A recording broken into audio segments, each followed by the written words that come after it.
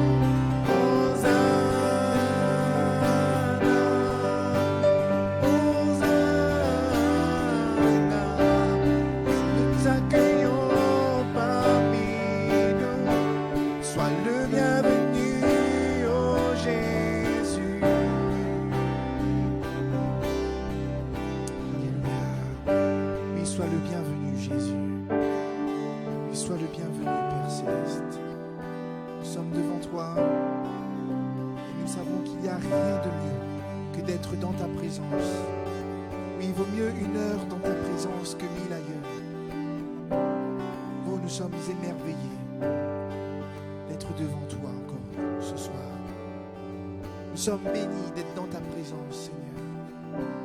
Oui, quand nous sommes dans ta présence, nos craintes fuient, nos peurs s'enfuient, Seigneur. Merci parce que tu nous donnes de l'assurance.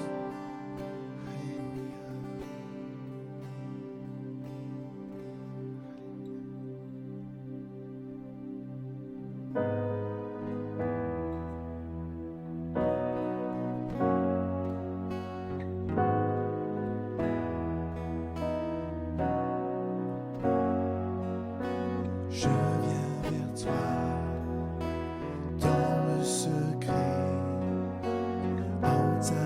présence, je veux rester. Tu seras toujours là.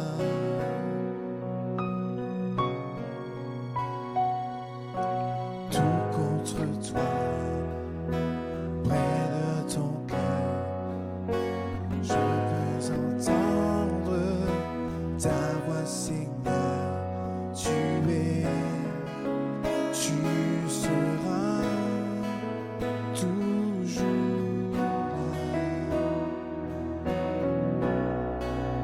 Ébloui devant toi, éternel,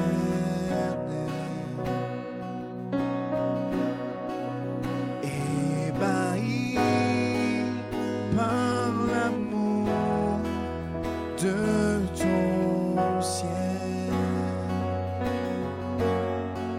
Je suis là à tes pieds, je viens t'adorer, je désire habiter près de toi.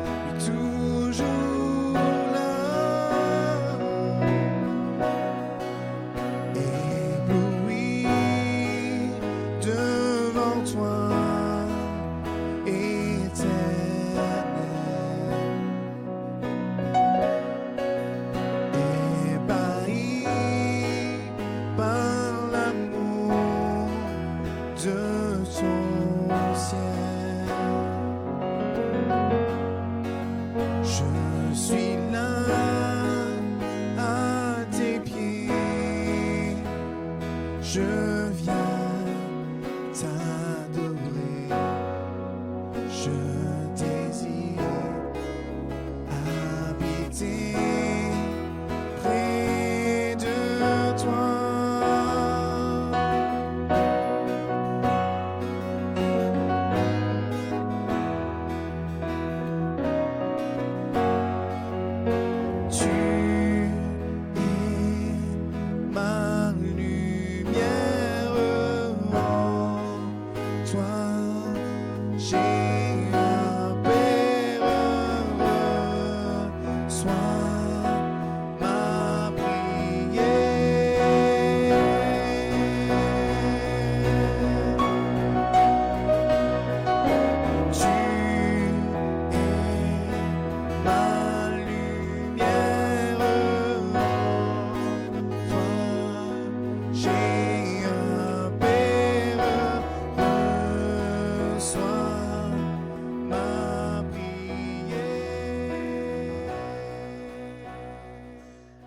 Voilà, chers frères et sœurs, chers amis, bonjour. Nous nous retrouvons à nouveau autour de l'Évangile, de la parole de Dieu, de l'Écriture, et en particulier de ce sujet hautement important de la prière, de notre communion avec Dieu, de la manière dont nous devons nous approcher de celui qui a dit « Invoque-moi et je te répondrai ».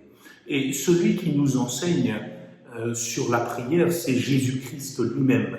Dans son sermon sur la montagne, au chapitre 6, il va prendre le temps d'instruire ses disciples sur la manière dont il faut prier. Voici ce qu'il dira, et nous le relisons ensemble à partir du verset 5. Matthieu chapitre 6, verset 5.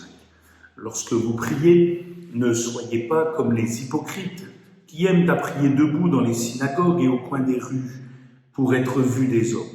Je vous le dis en vérité, ils reçoivent leur récompense. Mais quand tu pries, entre dans ta chambre, ferme ta porte et prie ton Père qui est là dans le lieu secret. Et ton Père qui voit dans le secret te le rendra.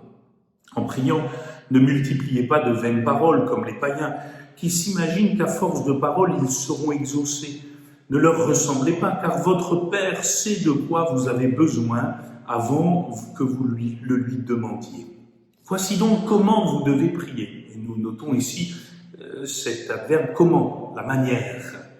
Notre Père qui est aux cieux, que ton nom soit sanctifié, que ton règne vienne, que ta volonté soit faite sur la terre comme au ciel. Donne-nous aujourd'hui notre pain quotidien, pardonne-nous nos offenses comme nous pardonnons aussi à ceux qui nous ont offensés. Ne nous induis pas en tentation, mais délivre-nous du malin, car c'est à toi qu'appartiennent dans tous les siècles le règne, la puissance et la gloire. Amen. Nous avons déjà longuement partagé cette prière dite du Notre Père, n'est pas une récitation, mais qui est une expression de la foi, une direction que le Seigneur nous donne dans la vie de prière. Et nous avons partagé toutes les conditions préalables pour entrer dans cette vie de prière qui plaît à Dieu. Nous avons partagé aussi ensemble l'équilibre de cette prière. Nous voyons combien Jésus nous enseigne à être bien équilibrés dans notre manière d'aborder notre communion avec Dieu, en particulier dans la recherche du royaume de Dieu qui doit se faire prioritairement, premièrement, d'abord le Seigneur, ce qu'il est, son nom, son règne, son identité, sa volonté, qui est bonne, agréable, parfaite, et puis ensuite nos requêtes, nos besoins. Et nos besoins équilibrés, corps, âme, esprit, le pain, le pardon, et puis nous allons le voir aujourd'hui, l'épreuve, la tentation. Nous allons conclure cet enseignement sur l'instruction de la prière avec ce verset 13. Ne nous induis pas en tentation, mais délivre-nous du malin. Je crois que nous devons comprendre, et nous le réalisons bien après l'étude de cette prière, que l'intercession, la communion avec Dieu est plus qu'une liste de requêtes que nous adressons à Dieu. C'est un face-à-face, c'est un cœur à cœur, mais c'est aussi un dévoilement de nos faiblesses. Puisque lorsque Jésus nous enseigne à prier ainsi, ne nous induis pas en tentation, mais délivre-nous du malin, nous réalisons, nous prenons conscience et nous l'exprimons dans la foi de nos diverses faiblesses, de nos diverses limites. Et lorsque nous regardons attentivement ce texte, il est question à la fois de nous, mais il est aussi question du malin, de l'adversaire de nos âmes, et il est aussi question du Seigneur. Et quelque part, Jésus fait de cette prière une prière quotidienne, nous montrant la nécessité, peut-être l'impérative nécessité de passer plus de temps au pied du seul qui peut nous tenir debout et nous préserver de toute chute. Parce qu'il est bien question ici de ne pas sombrer dans la tentation. Il est bien question de ne pas chuter dans la tentation. Il est une chose d'être tenté, il en est une autre de succomber à la tentation. Et nous allons partager ensemble quelques points autour de ce grand sujet aujourd'hui. Nous devons réaliser, avant d'entrer dans le vif du sujet, que bien des hommes de Dieu ont malheureusement chuté dans la tentation. Il suffit de parler d'Adam et Ève, de Caïn, d'Ésaü, du roi David et bien d'autres.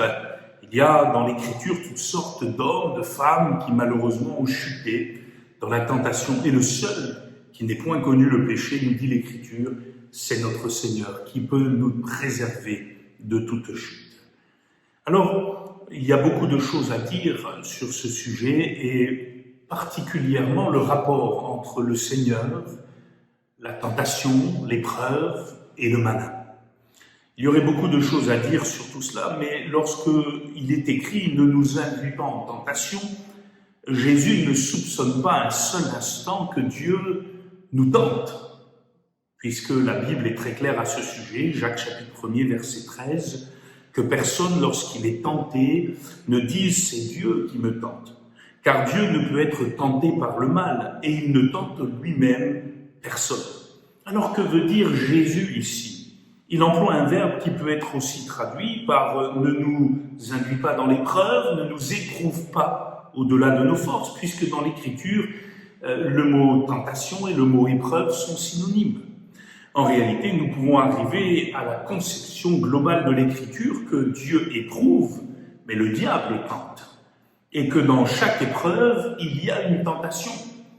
Et je voudrais m'expliquer ici. Lorsque le Seigneur permet quelques épreuves dans nos vies, le diable est souvent à la porte, cherchant la moindre occasion, la moindre brèche pour s'immiscer et nous tenter dans cette épreuve.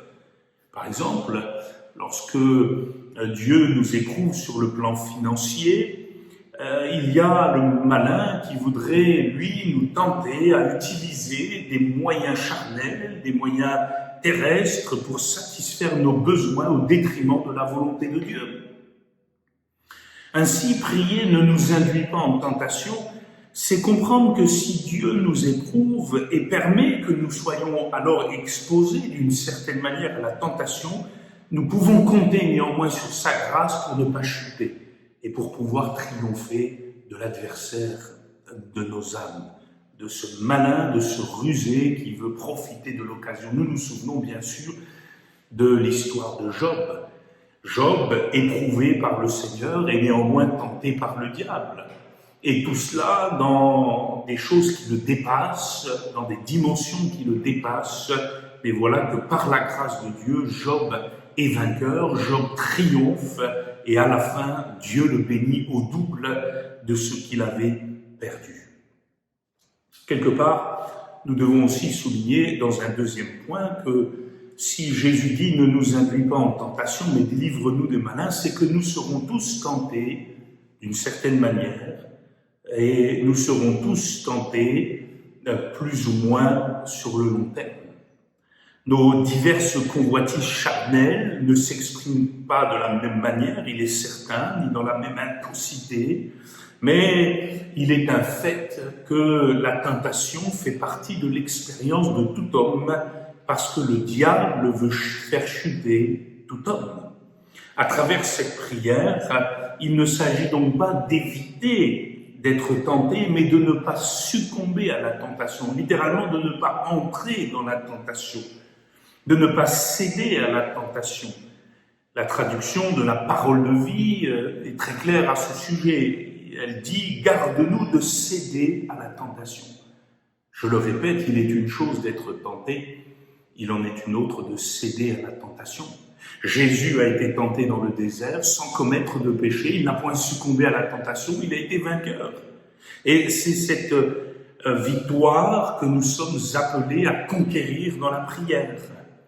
Troisièmement, je note aussi que la tentation est beaucoup plus subtile que nous le pensons. Elle peut concerner nos pensées, elle peut concerner nos sentiments, elle peut concerner une situation particulière. Cette prière ne nous induit pas en tentation, révèle finalement que nous avons des besoins intérieurs qui sont pressants et que nous avons réellement besoin de déposer aux pieds du Seigneur. Cette prière révèle aussi que derrière la tentation se cache, comme nous l'avons noté, le tentateur. L'ennemi de nos âmes, celui qui veut ravager, égorger, détruire. Et quelqu'un a dit ceci, et je le souligne, Satan a maintenant plusieurs milliers d'années d'expérience dans la tentation. Il a mis au point des stratagèmes subtils pour rendre ses pièges plus efficaces. Frères et sœurs, chers amis, ne sous-estimons pas le diable. Ne nous croyons pas plus forts que nous le sommes.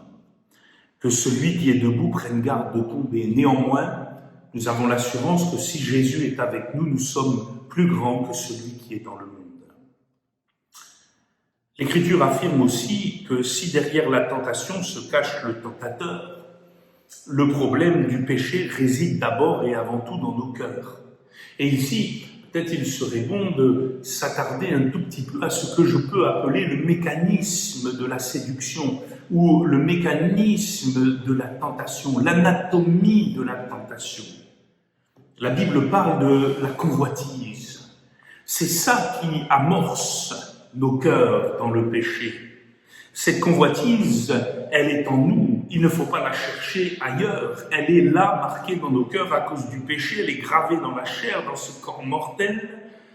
Et cette convoitise agit comme un désir charnel de satisfaire des besoins par des moyens illégaux, illégitimes. Et c'est cette convoitise que le diable cherche à émousser par divers moyens. Quelqu'un dit que cette convoitise nous fait croire que ce que nous n'avons pas est justement ce dont nous avons besoin. La convoitise convoite l'interdit. Elle s'empare par les yeux, le cœur, l'imagination, le corps, ce dont Dieu ne nous a pas encore accordé. Et c'est le problème du jardin d'Éden. Nous nous souvenons de l'interdit, nous nous souvenons de la convoitise qui a été émoussée dans le cœur d'Ève par l'impulsion du tentateur, et elle a pris ce fruit interdit, et malheureusement, le péché est entré dans le monde, Adam ayant aussi consommé avec elle cet interdit. La Bible parle aussi de l'entretien de cette convoitise. Il est, je le répète, différent pour chacun.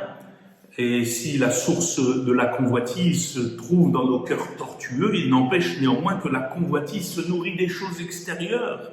Nos yeux et nos sens jouent un rôle central pour la convoitise. Voilà pourquoi Job pouvait dire « J'avais fait un pacte avec mes yeux et je n'aurais pas arrêté mes regards sur une vierge ». Il y a toute une démarche spirituelle pour gagner contre la convoitise, et il nous faut avoir les regards fixés sur Christ, et parce que cette convoitise est insatiable, elle désire toujours plus. La convoitise ne peut jamais être assouvie. Aussitôt qu'elle possède l'objet convoité, elle désire encore autre chose, et le diable le sait et il joue avec ces choses-là. Et puis, nous notons aussi que cette convoitise, tant qu'elle n'est pas mise à mort, elle règne, elle demeure, elle est là, et elle est pressante. Voilà pourquoi Jésus, je crois pour toutes ces raisons, nous invite sérieusement à chercher la face de Dieu dans nos propres faiblesses, dans nos propres convoitises. Pourquoi ? Parce que c'est du cœur de l'homme que viennent les mauvaises pensées et toutes les choses néfastes qui peuvent le faire chuter. L'apôtre Jacques le dira aussi, chacun est tenté quand il est attiré et amorcé par sa propre convoitise. Cet appât va faire venir le malin qui va émousser toute cette situation et vouloir nous faire chuter. Alors, ne nous induis pas en tentation, mais délivre-nous du malin. Jésus disait à ses disciples dans Matthieu 26, verset 41, à l'heure sombre, à l'heure de Gethsémane, « Veillez et priez, afin que vous ne tombiez pas dans la tentation. L'esprit est bien disposé, mais la chair est faible. » La prière est la réponse face à la tentation.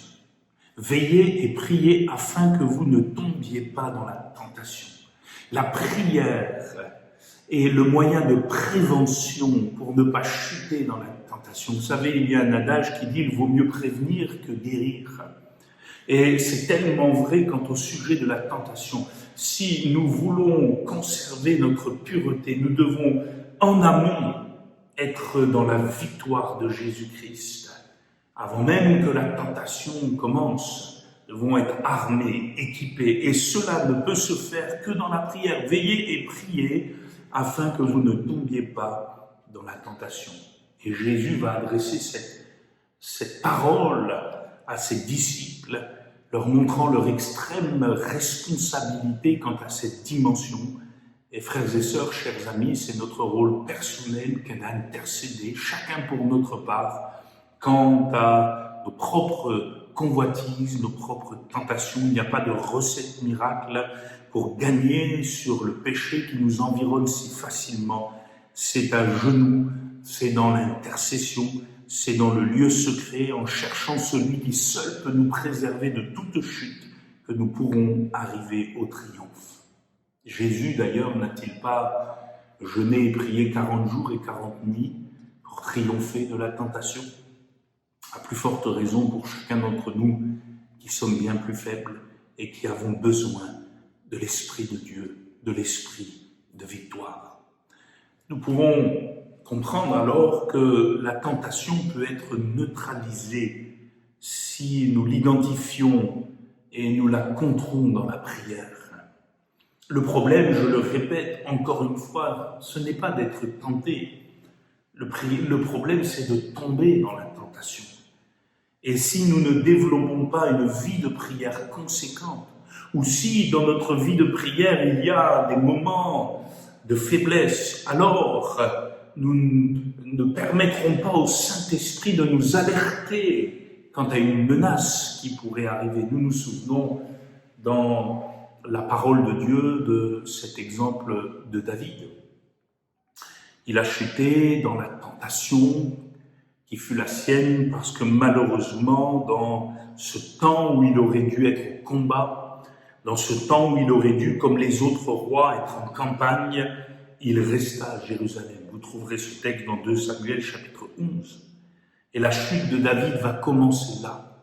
Alors qu'il devrait normalement être dans le combat, et pour nous de le prendre dans cette vérité du combat spirituel, voilà que David préfère lorgner au palais, et il préfère laisser ses soldats aller sans lui, ce qui n'était pas la coutume des rois.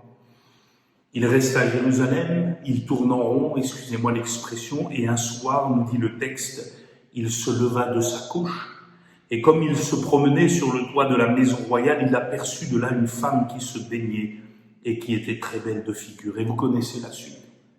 Malheureusement, David va chuter avec Bathsheba, il va y avoir toute une affaire qui va se terminer dans des drames, et David va porter certaines marques de cette chute dans cette tentation. Et tout a commencé ce jour-là, ce soir-là, cette nuit-là, lorsqu'il se leva de sa couche.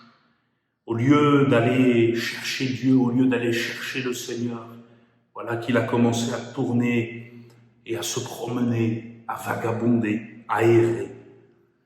Et tout s'est déclenché par un regard malheureux. David va malheureusement mettre enceinte la femme d'Uri, puis il va tuer son mari pour essayer de cacher le fruit de son péché. Et malheureusement, tout cela va éclater au grand jour par une révélation du prophète. Et vous connaissez certainement ce verset qui est cinglant et qui va partager malheureusement la vie de David pendant un temps, ce que David avait fait déplu à l'Éternel. Cela signifie que Dieu ne rigole pas avec le péché. Cela signifie aussi que nous devons sérieusement envisager notre vie de prière comme une arme efficace contre la tentation.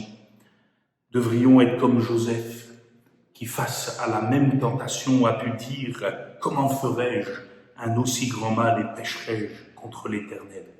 Qu'est-ce qui le garda de la chute? Je crois que Joseph était un homme de prière. Joseph était un homme d'intercession.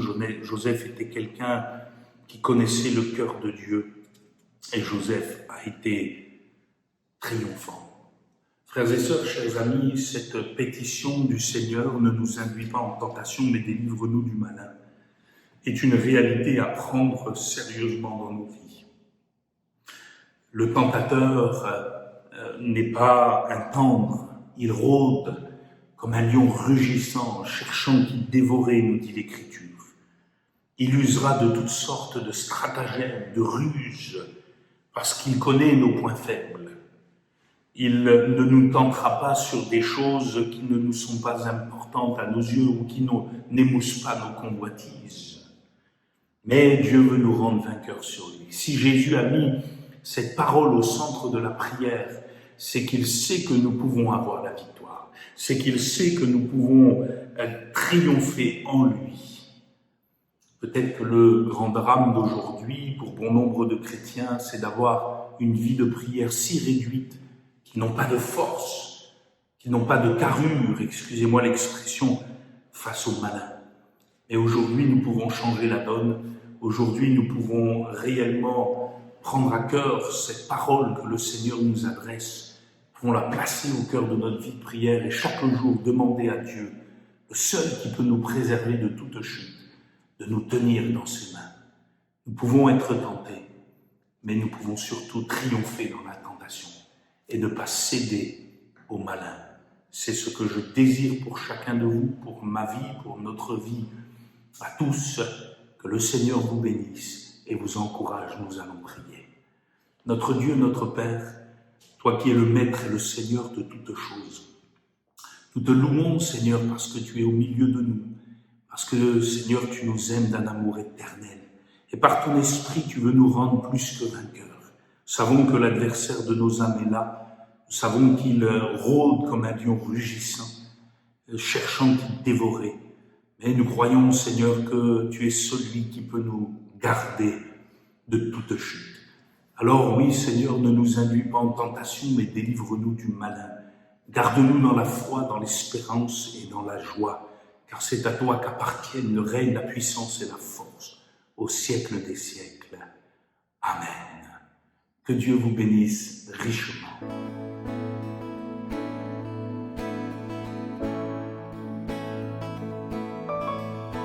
Notre Père dans le ciel, que ton nom soit sanctifié, que ton royaume vienne, nous voulons faire ta volonté. Donne-nous aujourd'hui le pain dont nous avons besoin. Le pardon est acquis pour nous et pour notre prochain. Gloire à Dieu, gloire à notre Père, gloire à Dieu. Nous chantons.